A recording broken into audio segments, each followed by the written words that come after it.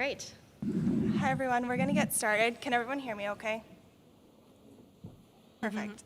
So welcome to Free Stuff, SAEM's DEI Curriculum, Multicenter Experiences, Implementation Tips and Tricks. First off, we will just introduce ourselves and talk about why we're interested in this, and then we'll get to it. First of all, can you hear us okay with the multiple mics, no weird echoing? Okay, good. My name is Rebecca Goett. I'm over at Rutgers, New Jersey Medical School in Newark, New Jersey, where I am the department champion for DEI. And I'm interested in DEI as I'm interested in education. I think we have to educate the next generation, and within that education, it just includes DEI. Hard stop. All right. Kristyn? Hi, I'm Kristyn Smith. I speak very loud, so you can probably hear me without the mic or pointed towards me. I'm a clinical assistant professor at the Hospital of the University of Pennsylvania. I wanted to be involved in this curriculum because I believe, like learning EKGs and other clinical education topics in emergency medicine, it's important to have standardized and longitudinal resources that you can utilize for education, so that's why I was involved. Hi, everyone. I'm Stella. I'm one of the first years at Regents Hospital in Minnesota, and I was interested in this because I wanted to promote human connection and talk about and make everyone feel welcomed. Hi, everybody. I'm Katie. I'm one of the residents at the Hospital University of Pennsylvania, and thank you guys. The reason I became involved in this project is because growing up, I witnessed a lot of health disparities amongst my family members and community around me. Medical school made it even more apparent, and I felt like I needed to become part of the solution, and I'll talk a little bit more of how I did that later on. I'm Emily Binstadt, and basically I'm convinced after looking through some of the work in the DEI space that we need to work in any way we can to change systems, and I feel like this is one of the ways by including education in the structure, or rather DEI education in the structure of our educational processes, we can change those systems. And then, All right. Thank you all. I'll mention that we do not have any relevant disclosures, but we do have one acknowledgement here. yeah, I acknowledge the Hispanic Center of Excellence that helped me be able to travel to SAEM to give this lecture. And then as we begin, I'd like to acknowledge that we are gathered here to learn together on Indigenous land. This area that we commonly refer to as Austin is the traditional and contemporary home of the Tonkawa people and also served as home to the Comanche and Apache peoples at various times. As we spend time together connecting on this land, I ask us to be mindful of historic and current injustices faced by Indigenous people here and across Turtle Island. Diversity, equity, and inclusion are important topics that have generated substantial interest and growth over the past several years. Academic emergency medicine departments are challenged to ensure that their faculty, learners, and staff are aware of these key concepts. To address these needs, SAEM's Diversity, Equity, and Inclusion Committee has developed a new modular curriculum that is easily accessible on the website, and it can be adapted for use in local departments to ensure structure and regular, recurring discussions to foster awareness in these various topics. It can be adapted for use to demystify DEI definitions and terminology, and to personalize these issues by highlighting relevant case studies. This 12-month curriculum is designed as a scalable resource to guide anywhere from 15 to 60-minute discussions with plans for ongoing updates and expansions in the future. Today, we will introduce the curriculum, its development and content, as well as how to access it.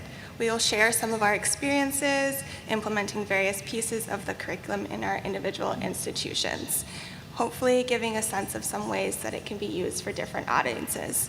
And of course, we are very interested in your ideas and feedback as this curriculum is growing.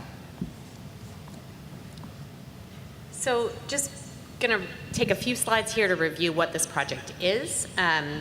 To address DEI needs in emergency medicine, SAEM's Equity and Inclusion Committee has developed a new modular curriculum that Stella was describing with these goals.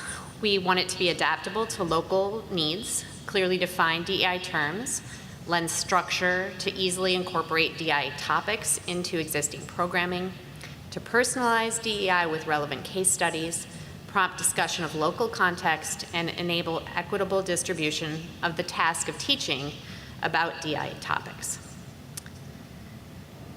So, next slide. A key idea in designing this curriculum was to make the resources scalable for different local needs. What does that mean? We found that the DEI concepts that people were wanting to present all relied on similar background resources, but that the learner groups, the time available for the presentation, and the desired presentation formats varied considerably between educators. So rather than have to create entirely new content for each application, this curriculum provides broad but reliable resources across topics. Thus, educators can focus primarily on refining their innovative teaching methods because the high-quality content is already pre-researched for them. Although sometimes PowerPoint slides may be helpful, death by PowerPoint is real, and organizing the resources that educators need to easily create their own presentations, we hope that we can meet more education needs than just creating a generic PowerPoint for each topic. So we swung the pendulum and developed a very comprehensive template for each topic, which included all the different learning modalities that we could imagine educators and EM might want to use to teach DEI concepts. So from simulations to journal clubs, quiz questions to lecture graphics and statistics, it's all in the template for each topic. And we'll show you that on the website shortly. So just a little bit of background on how this was developed. We brainstormed all the DEI topics that we could imagine, reviewed the literature to capture those that we had possibly missed, and then grouped these terms into topics. We then asked the Equity and Inclusion and ADIEM members whether these were the appropriate topics and if there were any other ones that we'd missed. And we focused primarily on DEI topics as they affect people working in medicine and less on the social determinants of health and health inequities, as those areas are being actively addressed by other curricula. However, there are obvious places where these two overlap. We also strive to credit those topic adjacent resources where appropriate, and we'll continue to do that, and also redirect to other sources of important scholarship that may not be directly included in our curriculum. We also sought out authors and editors for each topic area from the committees and academies at SAEM, and over 60 individuals committed to creating and editing the robust templates of information available on each topic. And just to give you an idea, those average about 30 pages apiece. So it's a big commitment that people have made. They've provided valuable expertise, insight, and wisdom that comes with in-depth review of a subject, and their work affords all of us access to excellent curated resources that are organized to allow educational DEI presentations to become part of the fabric of daily life in academic emergency departments. So we currently have 10 topics published, about 10 more in process, and anticipate having approximately 20 when the curriculum is completed. And then we're envisioning kind of ongoing editing because these topics are always a little bit in flux. They're not static. So now we'd like to give you an opportunity to explore the resources in the curriculum a bit yourselves. Here's the QR code if you want to take a little look at it while Dr. Smith is going to do a walkthrough. You can also sit back and watch her version as well. So hopefully everyone got to access the QR code. To me, the easiest way to access the curriculum is going on Google and just typing in SAEM DEI Curriculum. That'll take you directly to this page. You can also navigate to the page via the ADIEM webpage. It's a little bit more convoluted, but you'll get there as well. So I think it's important just to note how much is actually on this page. You can see here that all of the curriculum content has been divided up into kind of themes. So there's key concepts, specific groups, strategies, tools, understanding burdens on URIM, and you can then access any one of these topic areas. Also, let's see here. Is it under headings? There we go.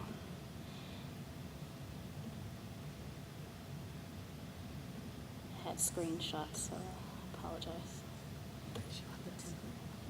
Yeah, I just want to see the template. Oh, here it is. So we have, for each one of the topics, there is a template of the different content areas. So this is standardized.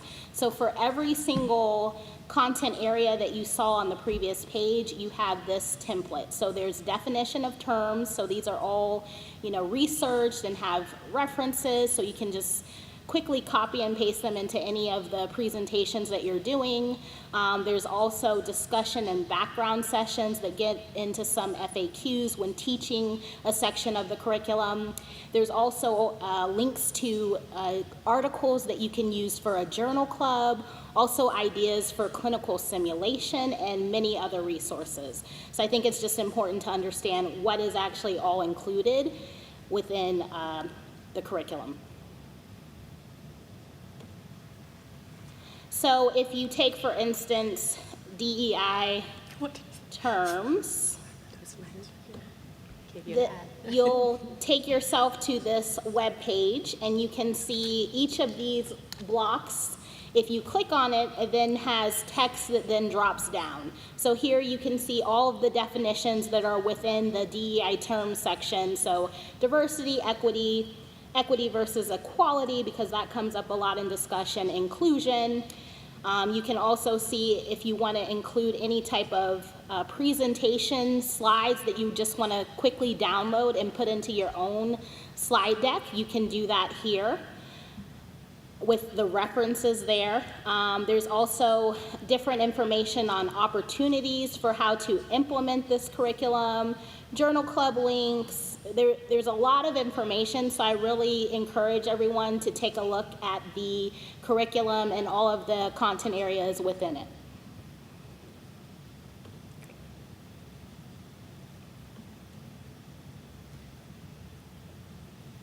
So now we're going to each discuss how we've implemented the curriculum over the last year or so in our own institutions, and it varies a bit. So we'll give you a little bit of background, and maybe that might spark an idea of how you might use it in your own shop. So at Regents Hospital in St. Paul, Minnesota, our goal was to use the DEI curriculum to create an ongoing DEI educational presence in the systems of our department for both faculty and residents. We introduced the curriculum initially to faculty in a 40-minute faculty meeting, including a 10 to 15-minute demonstration of what a module might look like on a monthly basis. This monthly module includes a brief discussion of the term we're focusing on that month, and then a discussion prompt or activity to deepen understanding or reflection on the topic. We've done these activities in either smaller breakout groups as well as in large groups, virtually as well as in person. Our chair has also made a commitment to include a discussion of what each individual's DEI leadership effort has been for the year at their annual review in an effort to prompt broad faculty engagement with leading these sessions and to avoid substantial minority tax impact from instituting this new effort. The monthly faculty meeting precedes the resident didactic on the same topic by 2 weeks, allowing any interested faculty a heads up if they'd like to attend the longer resident session on the same topic. And the resident sessions thus far have been led by a core group of about 6 to 8 faculty presenters who use the curriculum to develop their presentation. I'll let Stella, who's one of the residents in our program, give you the resident perspective. One more slide, please. So Dr. Binstadt shared what happens at Regents program from the faculty side, and I'm excited to share my resident perspective. At Regents, we have conference every week, and for 1 hour each month during this conference, we incorporated various topics from the SAEM DEI curriculum into a longitudinal initiative. Topics included code switching, ableism, and so on. During this hour, various definitions, background, and discussion topics were introduced, both in large and small group discussions were had. And during this hour, it included faculty leaders who had already previewed the material. And because they had time to process this and reflect on the material, they participated more in discussions. And from a resident perspective, this enhanced my learning. Nursing and emergency medicine techs were welcomed during this didactic time, and it's always a pleasure to connect with colleagues and hear their perspective outside of our professional obligations. So at our institution, we are lucky enough, there's already a very robust social emergency medicine curriculum that has been in place for quite some time. So the residents, medical students, and faculty already get a lot of teaching and education on the social determinants and health equity topics through that curriculum. But we did have the opportunity to hold a health equity related simulation, which Keiry will talk about. So this past fall, we incorporated a health equity related simulation. And this simulation was created by a multidisciplinary team that included physicians as well as nurses, and it was then reviewed by the leaders of our sim lab. And once we did that, we decided to go through with one simulation that talked about microaggressions, more specifically in the setting of a trauma code. And what that looked like was a patient who presented a very frequent presenter to the ED and how the nurses reacted to his presentation during a trauma code.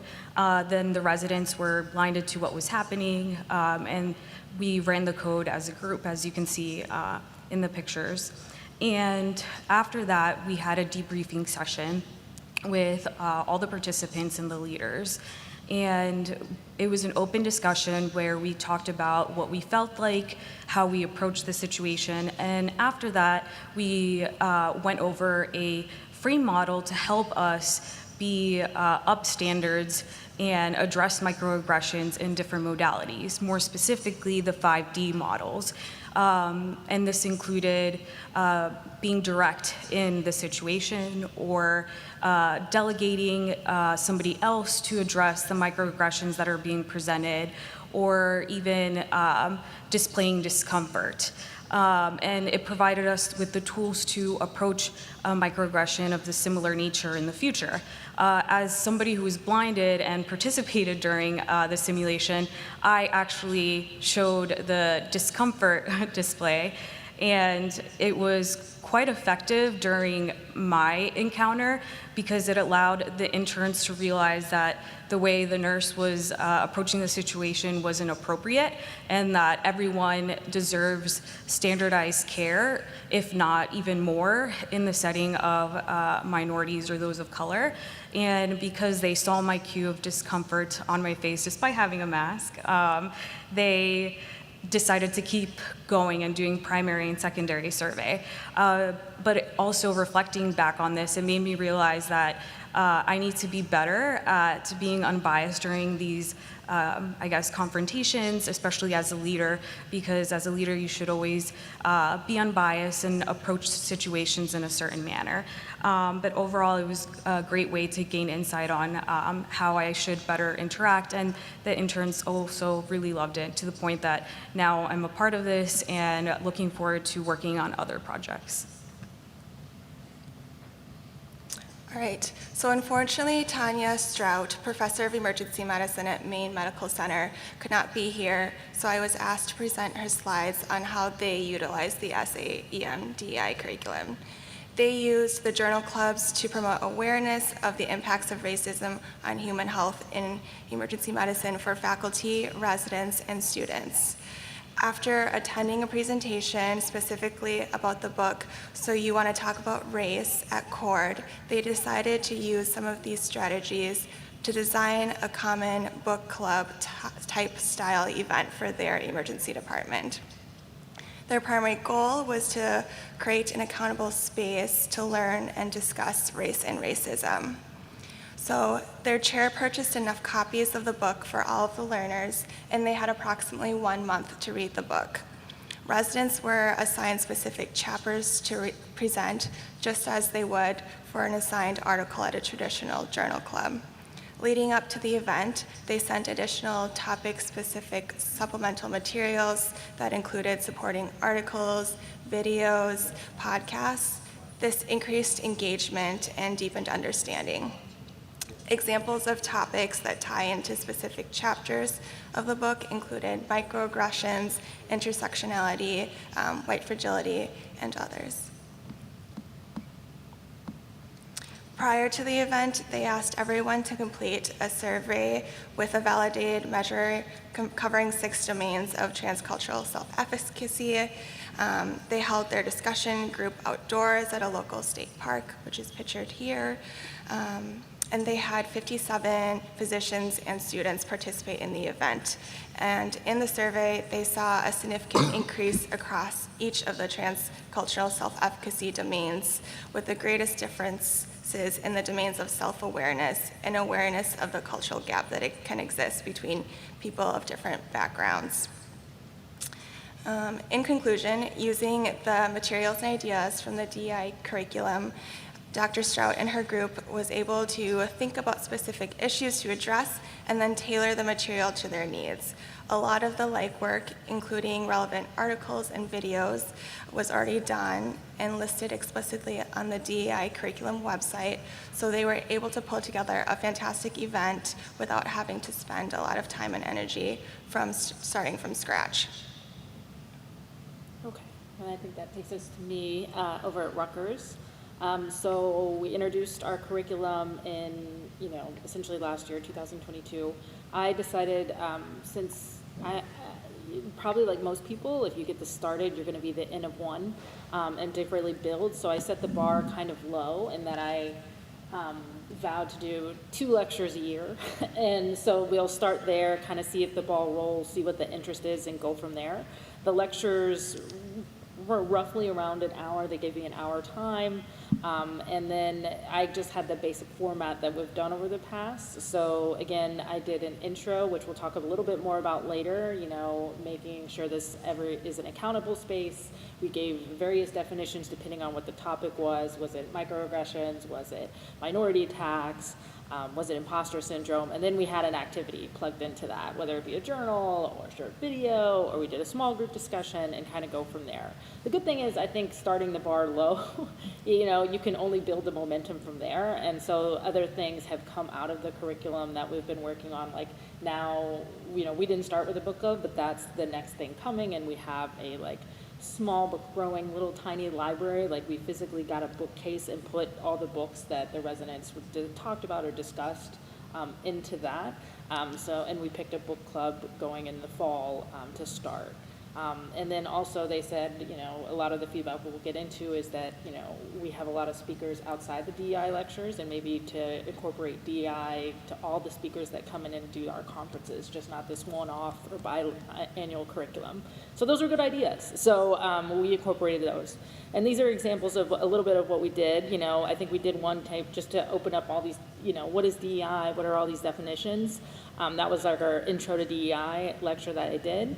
And I think the key was not just doing the definitions that we pulled off their website very nicely, but also on our website that Kristyn showed is that there's examples there. So I think, if you want to get an engaged learner, putting some examples in there, because once you start to talk about the definition, but also putting examples in there, then you get a lot of head nodding, people there, and by that time you almost start to get hand raising, this one time blah, blah, blah happened, or they're ready to discuss by the end of this.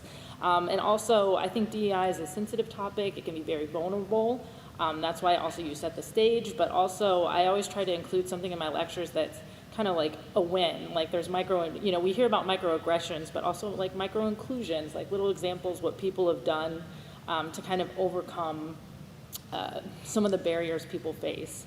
And like I have the story of like Dr. Vivian Thomas and how he's now, you know, in a wall of faces that look very, don't have a lot of URM, like how he became represented and is part of that wall. So that way it's not such a doom and gloom sometimes topic, or people feel hesitant to dive into these topics. And here's an example, another one. We started off with a journal club about words matter, and just how an example, because I think we're very good at doing journal clubs and reading articles and dissecting them, how to dissect that article. And another thing is that I called the second lecture we've done is imposter syndrome, and I just feel like we have to like meet the learners where they are, and my residents are very, I don't know if they're there, but they're very good, and they just don't absorb one media. Like journal clubs are good, but if you tell them to, you know, watch this video or read this, or listen to a podcast, I seem that the engagement increases, and it, you can absorb it a lot more. Like some of these, I think we're like, and it's always some of these we always have links to the videos, but some of these are just like fairly recent that we'll keep on hopefully updating the curriculum as it goes on. But yeah.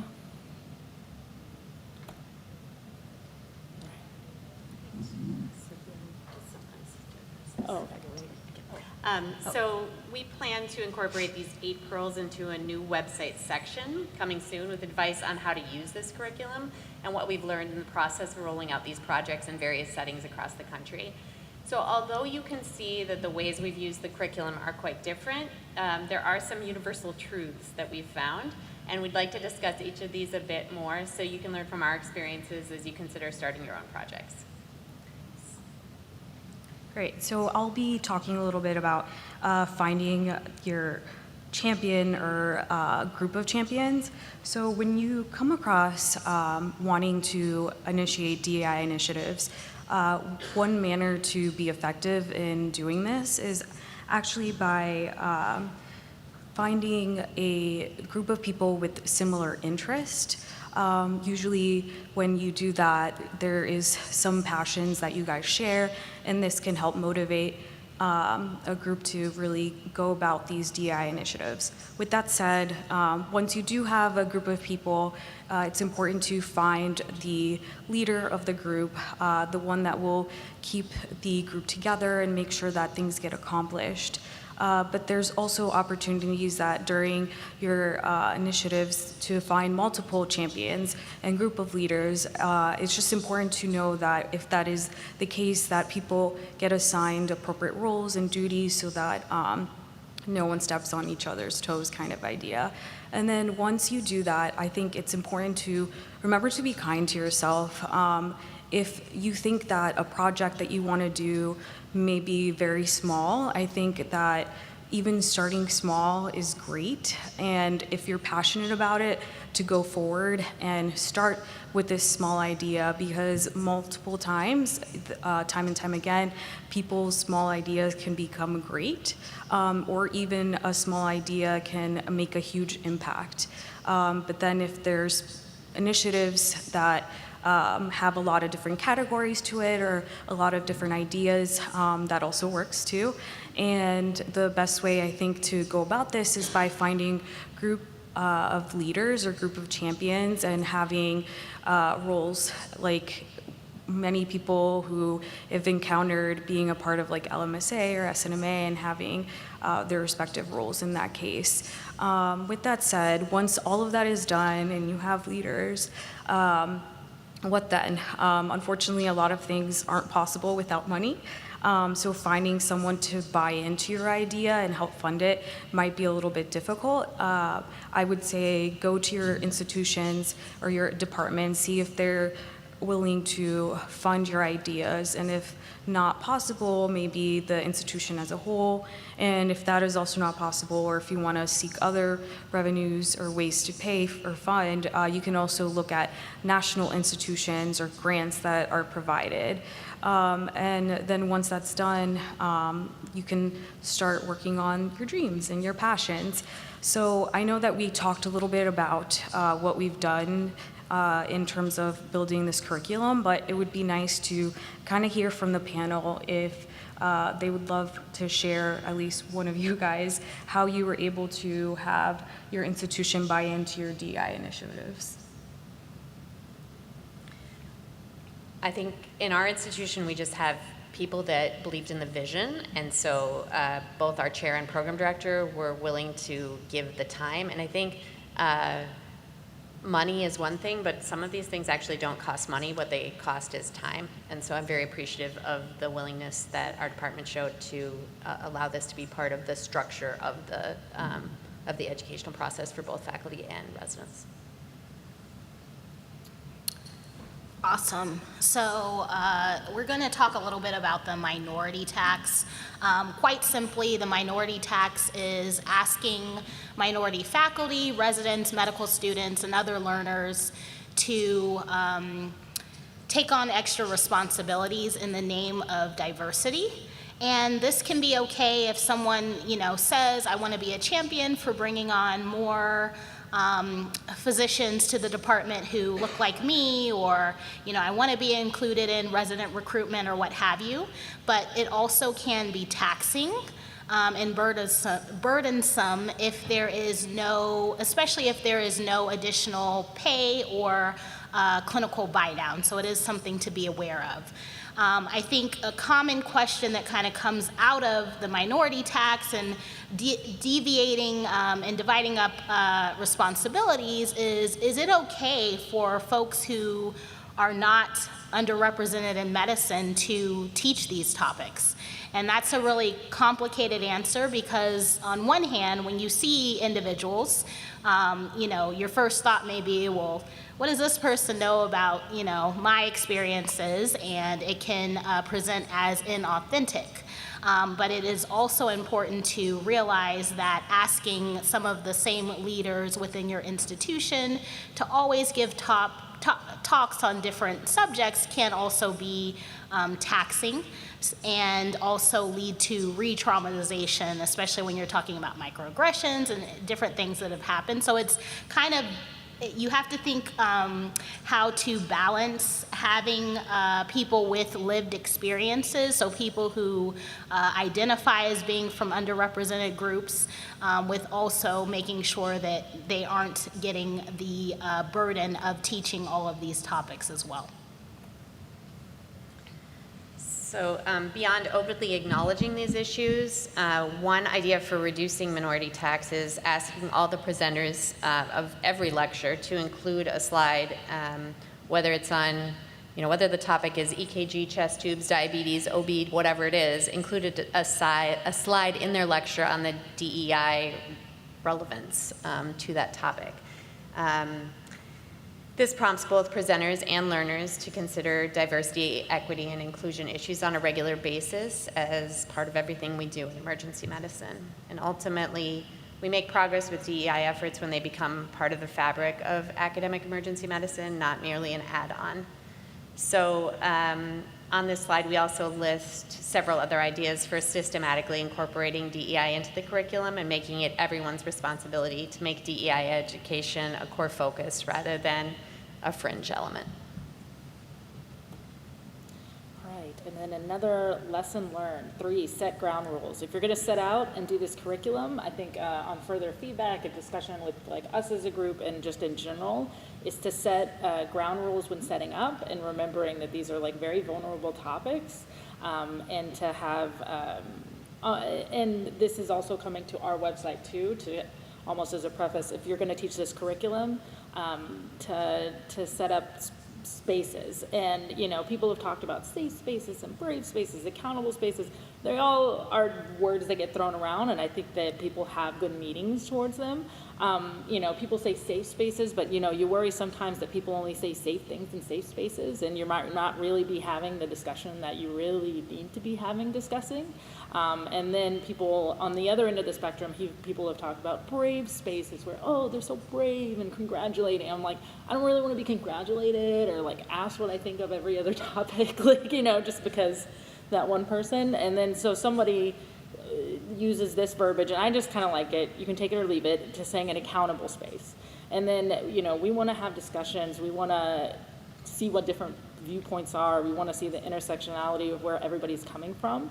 And then how do I do that? Usually when you start off, I usually say, if you're going to present some DEI topic, to have lay out ground rules. You can either do it by a visual, which I'll show you next topic, or just ask go over and be like, hey guys, we're going to talk about this. Remember to be mindful.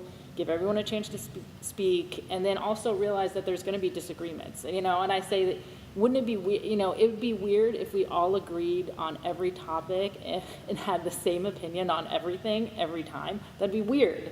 So I was like, expect that the senior resident, the chief, is going to have a different opinion from the PGY1, and going to have a different opinion from the faculty member that is not originally from the U.S. and has a completely different mindset.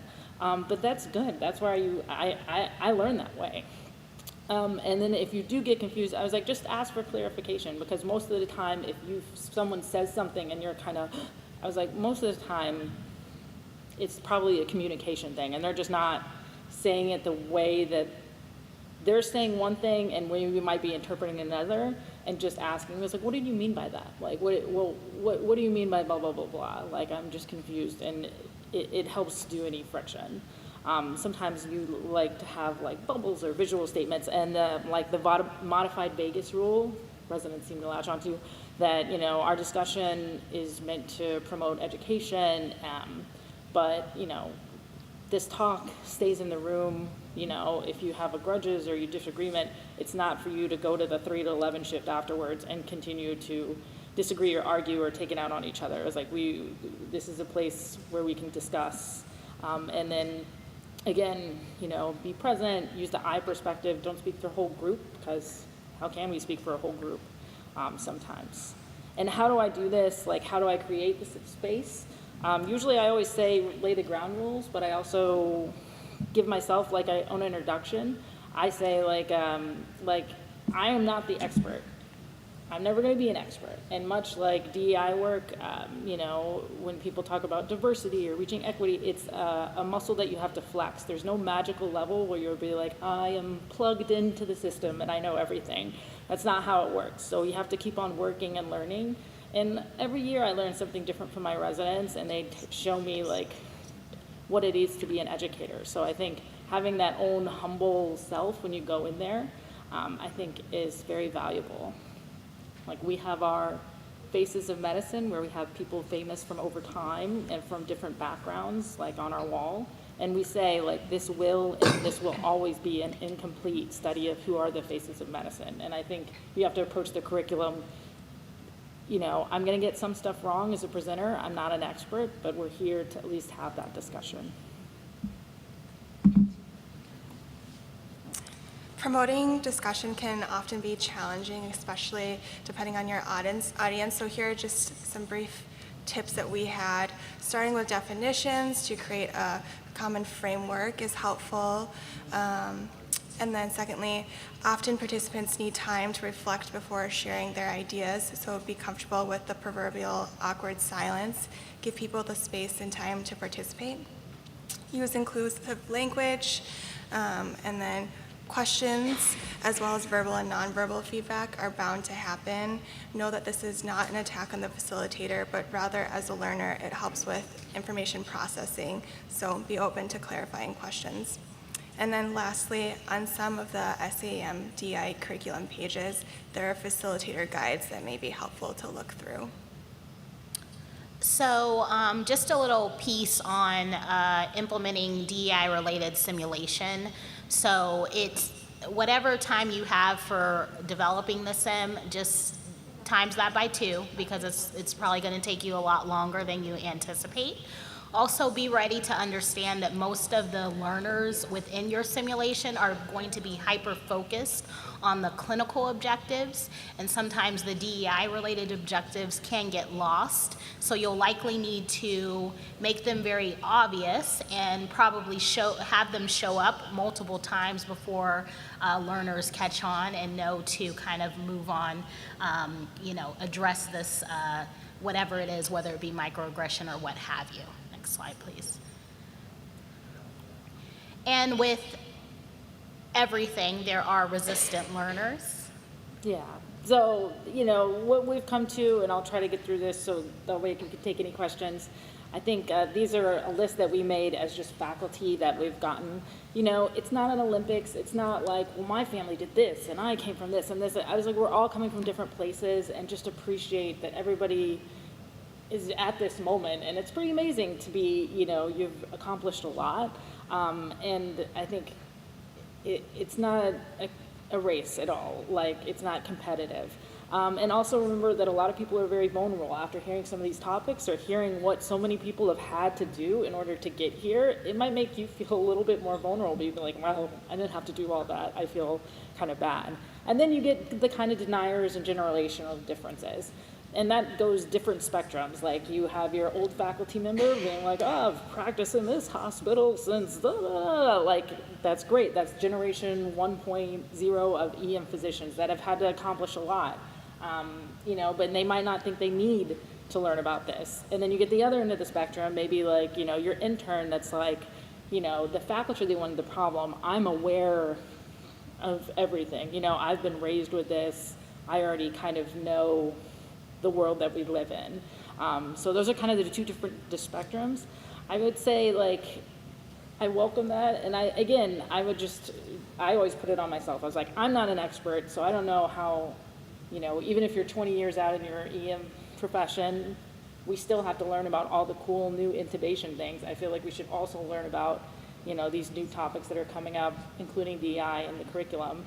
And just like, you know, you are 23 years old and, you know, or 27, I don't even know what an intern's age is anymore, but like it's still, you know, you're here to learn. So I think that we're all not perfect and we can all come away with some different things.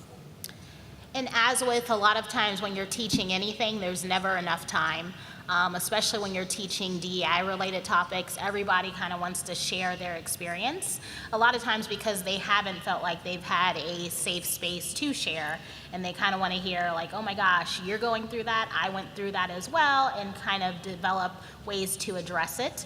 But it's important when you're about to do a lecture to make sure you understand where you can cut out information if time is of essence for you. And also you can consider giving out pre and post asynchronous learning so that people can come prepared for the session. And lastly, have a closing slide prepared so that you can skip to the end if the discussion gets really good or really long. This still allows a sense of closure, and it can shift the tone that sometimes gets a little depressing with some of these topics to something to leave on a positive note. There's a section in each topic on a call to action or quotations from various people on those topics, and that's a nice way to finish up the discussion. I think it's also important to recognize that the discussion is never over. We're never going to solve these topics in whatever limited time frame you have to discuss them, so leave the door open for ongoing discussion. And then it's critical to invite feedback with any new project and reflect and iterate based on it. Try not to take that feedback personally. You may only hear from people that are having really intense feelings about it, and just remember to consider the denominator and always take feedback as gift. With that, I think those are the themes that we've highlighted so far. We'd love any questions at this time or suggestions or ideas for using this in the future. Otherwise, thank you for being here. Thank you, everyone.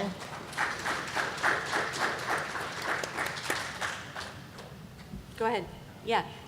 Yeah, okay, if you could please Come come up. to the podium. Yep, Excuse me. to the mic. Sorry to make you run to the mic. Sorry, I got Bessie. I was hoping that the panelists could speak a little bit more about best practices of inclusion in these topics in simulation, including digging in a little bit more, since we have the time, about what does it look like to overstate these topics? What does it look like in a simulation to help pull focus from what learners expect, which is that what am I missing? Where's their second pneumothorax or their third pneumothorax, right? To like, oh, there's another topic that I need to engage with here that I didn't even realize could be a part of the sim. So I found in the simulation that we did, we had the nurse, so it was a trauma patient came in. Katie already explained it, but the nurse kind of at first was making some comments that were what we would describe as more subtle, and then started to make really more direct comments. So that was written into the script. So, you know, if it was kind of like, if they don't do A, then you need to say C, if you will. So making sure that it does become a little bit complicated, but making sure that you have kind of these progression points, if you will. And also sometimes with these simulations, you do need to have a hard stop. So we had a timer that like within 8 minutes, if you know what we wanted to be addressed was not addressed, then it stops there, and then we will discuss everything after the fact. Because I think that, you know, again, learners are so focused on the clinical. I think also you can consider not every, you know, it does take time to implement a DEI focus simulation, which I think is needed, but you can also start thinking about what little things can I do to add to the clinical simulations we already have. So can I use a mannequin of a different skin tone? Or even bringing up, you know, this patient was here several times and, you know, with a rash, and it was misdiagnosed, maybe because it doesn't look as it classically looks on someone of a lighter skin tone. So incorporating some of those small elements into simulations that you already have is also another really time-sensitive way that you could do it. I think what also was helpful, going back and remembering the simulation, was that we were told ahead of time that the simulation was going to be unique and something new. And that kind of was like, okay, in my head, all right. And while I was in it, I didn't realize what I was doing or that was the case in hand. But I think that the debriefing part is the most important part because it allowed us to hone in on what the main purpose of the simulation was and what we should gain from it, and what we could do after, I think was also very pivotal to like understanding and making the simulation very effective for all of us. We've also done work, not with residents, but with faculty, where we've done what we called micro simulations, and basically just did kind of like an improv type style response where you were faced with a scenario, rapid fire, 3 different small scenarios, and how would you respond? And there was, you know, trying to support people in just whatever your response is, that's fine, and then we'll debrief about it. But that's another way to take it out of the more traditional sim structure and focus a little bit more on the DEI topic that you're trying to isolate. Yeah, of course. Thank you. All right. Any other questions?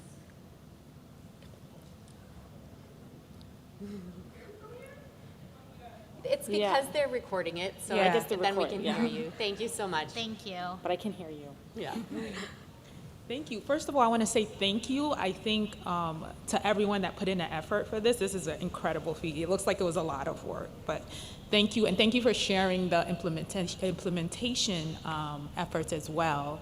I do have a question. In terms of evaluating the curriculum, has there been any thought on how to evaluate this curriculum? And I'm thinking in terms of also the results from that can be used to support buy-in from people that are still, you know, a little slow to get on board. Yeah.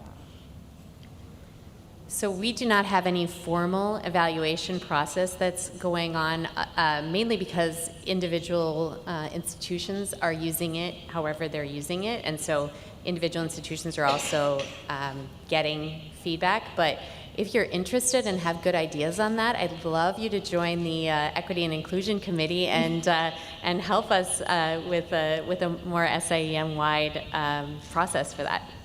Full disclosure, she's the chair. So, yeah, and if you want us to help us out, there's a couple more topics to go on this. So if you have any residents that are interested, and also just please share this website, because you know we've had unfortunate discussions earlier with some leadership that DEI curriculum or DEI funding for certain things might be on the fritz in some states going forward. So just please push this. This is a national resource, and if you're an employee that might be lack of resources going forward, to use this curriculum and to keep the ball rolling. And I do appreciate your comment about lots of work. I want to credit the 60 or so people that were involved in creating this resource, and it's not just the people up here on this panel for sure, so I want to give them a little shout out. Thank you all.